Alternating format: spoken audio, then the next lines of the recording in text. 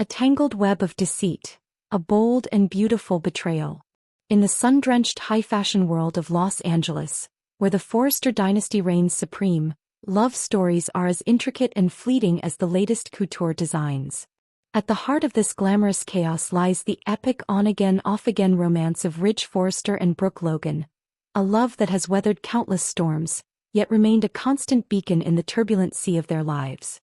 But even the most enduring flames can be extinguished by the cold winds of deceit, and a shadow from the past was about to cast a long, chilling darkness over the Forrester family.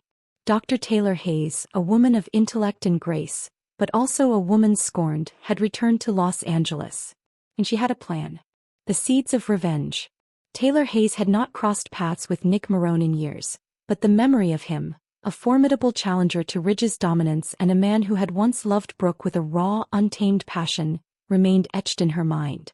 More importantly, she remembered how Brooke, with her characteristic indecisiveness, had shattered Nick's heart, leaving him a bitter and solitary figure. Taylor knew that such a deep wound never truly heals. It merely scabs over, waiting for the right moment to be reopened. So when she learned of Nick's quiet return to town to handle business for Marone Industries, a calculated plan began to take shape in her brilliant yet vengeful mind. She orchestrated a chance meeting at Il Giardino, the chic restaurant that had witnessed so many of the Forresters' triumphs and tragedies. The moment their eyes met across the sun-dappled patio, a palpable charge filled the air, a cocktail of nostalgia and unfinished business. But Taylor had come with more than just memories. With cold precision, she laid her cards on the table. "Nick," she began, her voice a low, purposeful murmur, "I know you haven't forgotten what Brooke did to you. And I haven't forgotten how Ridge always takes her back no matter what." A flicker of recognition in Nick's eyes was all the encouragement she needed. "I think it's time we both stopped being victims." Nick leaned back in his chair, intrigued. "What exactly are you proposing, Taylor?" Her answer was as bold as the plan she had been meticulously crafting for months. "We bring down Ridge and Brooke.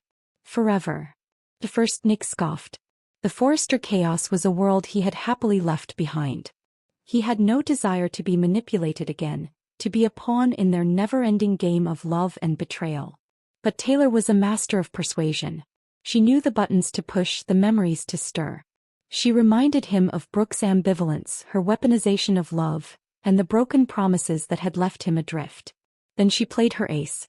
She had a secret, she whispered, a secret that Ridge didn't know, something that could change everything.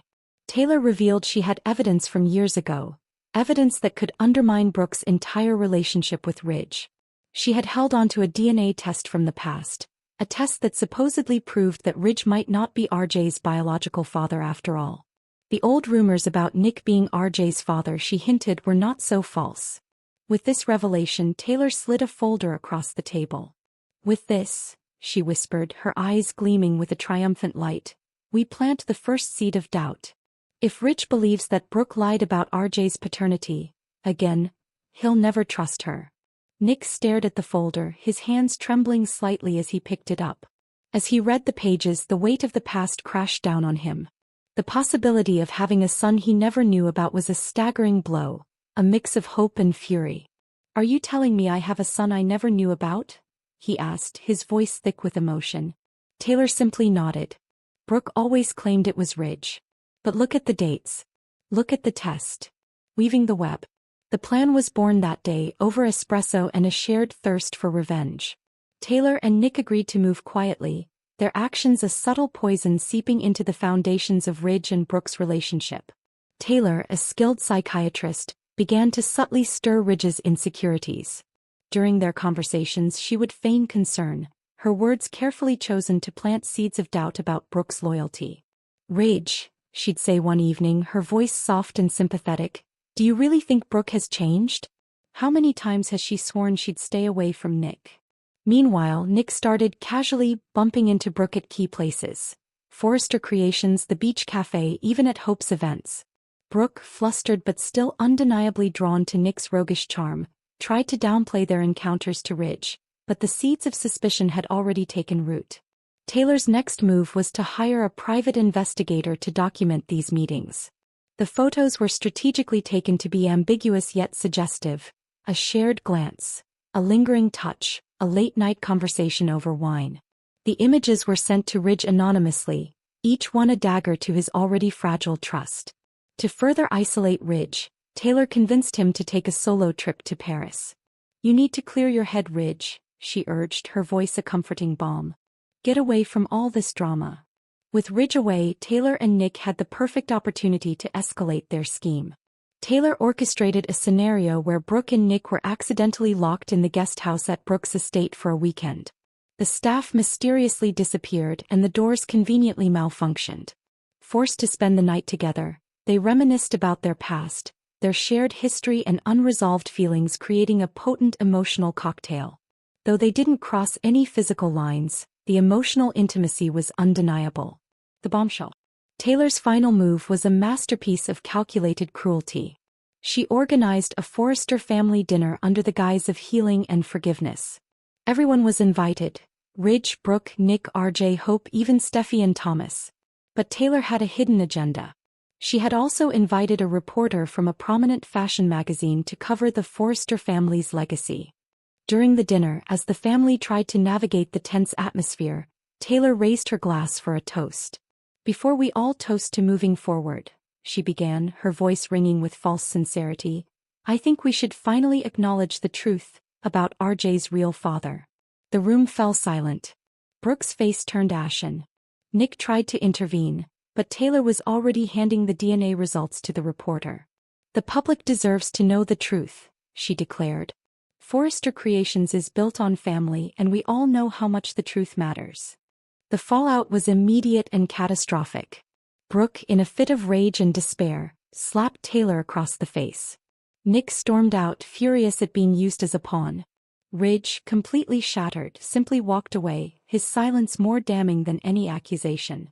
Hope burst into tears while RJ sat stunned, his world turned upside down. Steffi, shocked by her mother's cold-blooded strategy, confronted her after the dinner. "You went too far, Mom," she whispered, her voice trembling. But Taylor was unrepentant. "I did what had to be done," she replied, her face a mask of cold determination. The unraveling. In the days that followed, the Forrester family was in shambles. Brooke and Ridge were no longer speaking. Nick, however, was not one to be so easily manipulated. A seasoned businessman, he understood strategic sabotage when he saw it, and Taylor's plan was too perfect, too clean to be mere coincidence. Secretly, he retrieved another DNA sample from RJ and sent it to an independent lab outside of Los Angeles, one with no ties to the Forresters or Marones. While he waited for the results, he found himself torn between fury and a lingering longing for what could have been with Brooke. He was devastated by her apparent deception, but also furious at Taylor for playing with his emotions and the life of a young boy. Meanwhile, Brooke was desperate to fix things. She begged Nick to come over and listen to her side of the story. When he arrived, she explained how Taylor had manipulated events, how she had always believed Ridge was RJ's father. She cried, "You have to believe me, Nick. Taylor wanted this. She set us all up." The reckoning in Aspen. Just as Nick was about to leave Brooke's house, a courier arrived with a sealed envelope. It was the DNA test result. His heart pounded as he opened it. The results were irrefutable. Ridge Forrester was RJ's biological father. Brooke had been telling the truth all along. Nick's hands shook with fury. He had been played again. But this time his anger was not just directed at Taylor. He was furious with himself for letting his emotions cloud his judgment.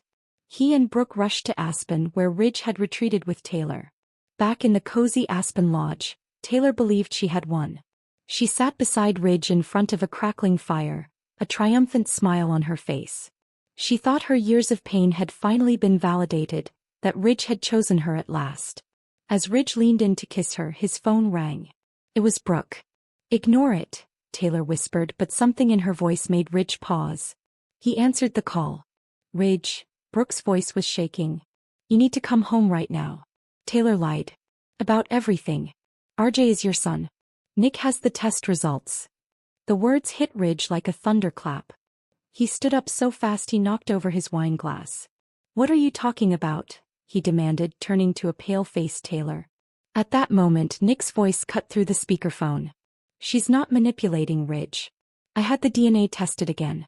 RJ is yours." Taylor knew it. She planted fake results. She's been playing us both. The silence in the room was deafening. Ridge stared at Taylor, his eyes cold with betrayal. Is it true? He asked, his voice barely a whisper. Taylor, her elegant facade finally crumbling, broke down. She tried to justify her actions, claiming she had only wanted to protect Ridge from more heartbreak, that she believed Brooke would always betray him. But her pleas fell on deaf ears. Even Steffi, who had followed them to Aspen, turned away from her mother in shame. A legacy of lies.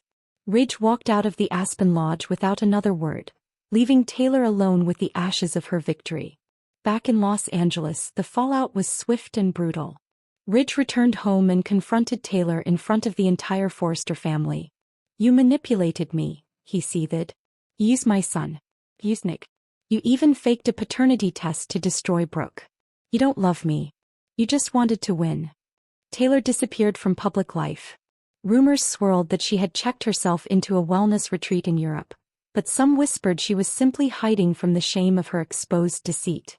Ridge tried to reconnect with Brooke, but she refused him. You always let someone else drive a wedge between us, she said, her voice filled with a newfound strength. You don't trust me the way I trust you. That's the real problem. Nick left Los Angeles again, but not before giving Brooke a heartfelt goodbye. I'm sorry, he said. I let my anger make me blind. If you ever need me again, just call. With Taylor's web of lies exposed, the Forrester family was left to pick up the pieces. A new chapter had begun, one in which trust had to be earned, not given. Brooke, for the first time in a long time, was standing on her own, no longer waiting for Ridge to rescue her. And Taylor, for all her intelligence and cunning, learned the hard way that revenge, especially when built on a foundation of lies, only leads to destruction. The real lesson, however, lingered like a shadow in every Forrester boardroom, every fashion show and every family dinner. In a world where secrets and sabotage ran deep, the most dangerous weapon wasn't a lie, but the truth manipulated just enough to destroy everything. And as the dust settled, the future of the Forresters was as uncertain as ever, a testament to the enduring power of a single devastating betrayal. Thanks for watching this videos. Please hit the subscribe button for more updated news.